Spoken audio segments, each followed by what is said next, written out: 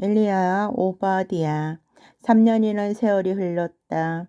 야훼의 말씀이 엘리야에게 내렸다. 가서 아합을 만나거라.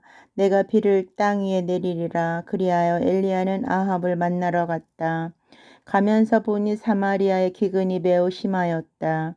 야합은 국내 대신인 오바댜를 불렀다.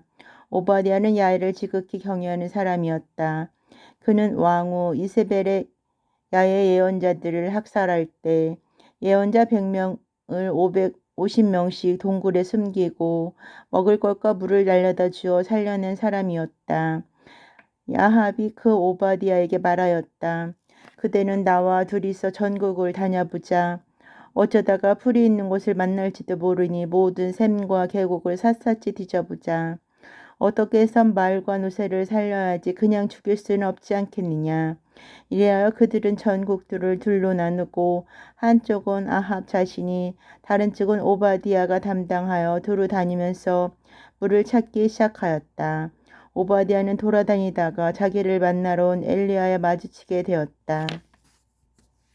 그는 엘리야를 알아보고 그 앞에 엎드려 인사를 하였다. 아니, 엘리야 선생님이 아니십니까? 엘리야가 대답하였다. 그렇소. 가서 왕에게 엘리야가 여기에 와 있다고 전하시오. 그러나 오바댜는 놀라며 말하였다. 내가 무슨 잘못을 저질렀다고 나를 아합의 손에 넘겨주시려는 겁니까? 선생님의 하나님 야훼께서 살아계심을 두고 말씀드립니다. 왕은 선생님을 찾기 위하여 모든 나라, 모든 왕국으로 사람을 보냈었습니다. 그러나 사람들이 돌아와서는 엘리야가 없더라고 보고하였습니다. 그러면 왕은 그들에게 찾으러 갔던 그 나라와 왕국을 걸고 선생님이 없다는 것을 맹세하게 하였습니다. 그런데 나더러 왕에게 가서 엘리야가 여기 있다고 보고하라는 말씀입니까? 내가 선생님을 떠난 즉시 야훼의 영이 선생님을 알지 못하는 곳으로 옮겨가면 어떻게 합니까? 나의 보고를 듣고 왕이 왔을 때 선생님은 여기 계시지 않겠지요. 그렇게 되면 그는 나를 죽일 것입니다. 나는 어릴 때부터 야훼를 경외한 사람입니다. 내가 한 일은 들어서 아시겠습니다만 전에 이사벨의 야훼 예언자들을 학살했을 때 야훼 예언자 100명을 50명씩 동굴에 숨기고 먹을 것과 물을 날려다 주어 살려내었습니다. 그런데 선생님은 지금 나더러 왕에게 가서 엘리야가 있는 곳을 안다고 보고하라는 말씀입니까? 그러면 그는 나를 죽일 것입니다. 엘리야가 대답하였다. 내가 섬기는 만군의 야훼께서 살아계심을 듣고 맹세하오. 내가 기필코 오늘 왕을 만나리다. 엘리야가 야합을 만나다. 그러자 오바댜는 아합을 찾아 소식을 전하였다.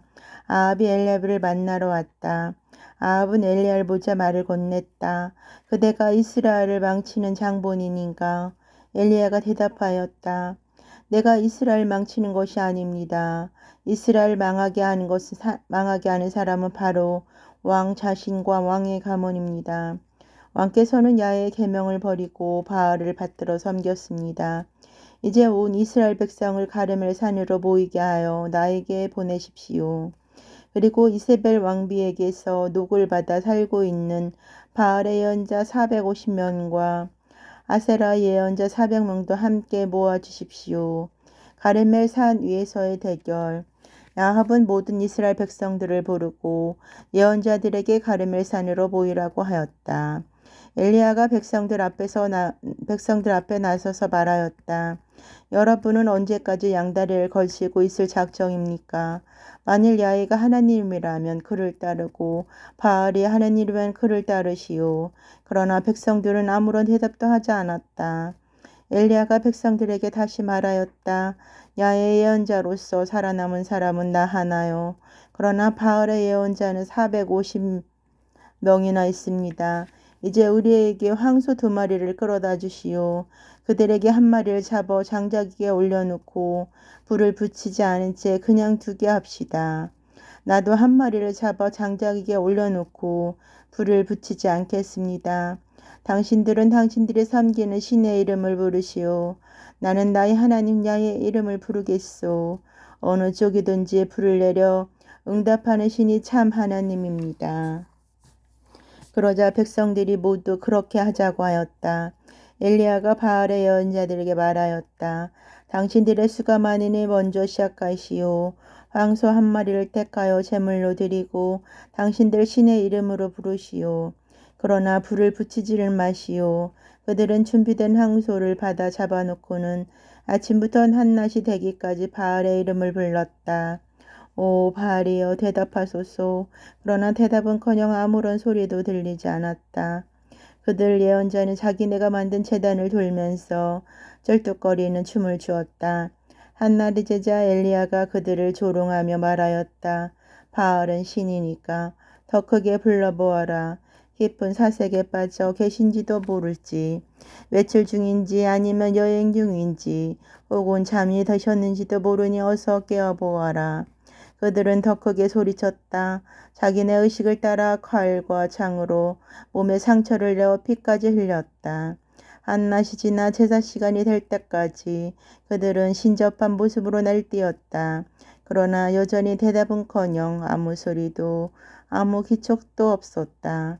그러자 엘리야가 온 백성에게 자기 앞으로 다가오라고 말하였다. 백성들이 모두 다가오자 그는 허물어진 야의 제단을 고쳐 쌓았다. 엘리야는 일찍이 야훼께서 이스라엘이라는 이름을 내어주신 야곱의 12 아들들에게서 나온 지파의 수대로 돌을 12개 모았다. 엘리야는 그 돌 12개로 야훼의 제단을 쌓았다. 그리고 제단 주위에는 곡식 2가마 정도 들어갈 만큼 큰 도량을 팠다. 그는 장작을 쌓은 다음 송아지를 잡아 그 위에 올려놓았다. 그리고 나서 물을 4동이 가득 채우다가 번제물과 장작 위에 쏟으라고 하였다. 그들이 그대로 하자 그는 그렇게 한 번 더 하라고 하였다. 그들이 그대로 하자 다시 한 번 더 그렇게 하라고 하였다. 3번을 붙자 물이 제단 주위로 넘쳐 흘렀고 옆 도랑에 가득 깨었다. 제사 드리는 시간이 되어 예언자 엘리야가 앞으로 나와서 외쳤다. 오 아브라함과 이삭과 이스라엘 하나님 야훼여, 이제 당신께서 이스라엘 하나님이시고 제가 당신의 종이며 제가 한 모든 일이 당신의 말씀을 쫓아 한 것임을 모든 사람에게 하여금 알게 하여 주십시오. 응답해 주십시오. 야훼여, 저에게 응답해 주십시오. 그리하여 이 백성으로 하여금 야훼께서 하나님이심을 깨닫고 그들의 마음을 돌이키게 하신 분이 당신이심을 알게 하여 주십시오. 그러자 야훼의 불길이 내려와 재물과 함께 나무와 돌과 흙을 모두 데웠고 도량에 개어있던 불을 한 방울도 남기지 않고 말려버렸다. 온 백성이 이 광경을 보고 땅에 엎드려서 부르짖었다. 야훼께서 하나님이십니다. 야훼께서 하나님이십니다. 엘리야가 백성들에게 소리쳤다. 바알의 예언자들 하나도 놓치지 말고 모조리 사로잡으시오. 엘리야는 백성들이 사로잡아온 그 예언자들을 기손 게을로 끌고 가 거기에서 죽였다. 가뭄이 끝나다 엘리야가 아합에게 말하였다. 이젠 돌아가서 음식을 드십시오. 내 귀에 비 오는 소리가 들립니다. 아합이 돌아가서 음식을 드는데 엘리야는 가르멜 산 꼭대기에 올라가 무릎을 꿇고 얼굴을 양무릎 사이에 묻었다. 엘리야는 그의 시중에게 올라가서 서쪽 하늘을 바라보라고 일렀다. 시종이 올라가 서쪽 하늘을 바라보고 와서는 아무것도 보이지 않는다고 대답하였다. 엘리야는 7번이나 되풀이하여 가보라고 명하였다. 시종은 7번째 보고 와서는 바다에서 손바닥만한 구름이 한 장 떠올라왔다고 보고하였다. 그러자 엘리야가 시종에게 명령하였다.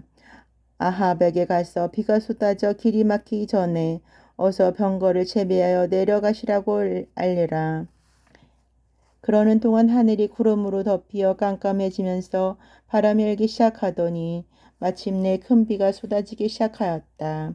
아합이 병거를 몰아 이즈르엘을 향하여 가는데 엘리야는 야훼의 힘에 사로잡혀 옷을 걷어붙이고 아합을 앞질러 이즈르엘 어귀까지 뛰어갔다.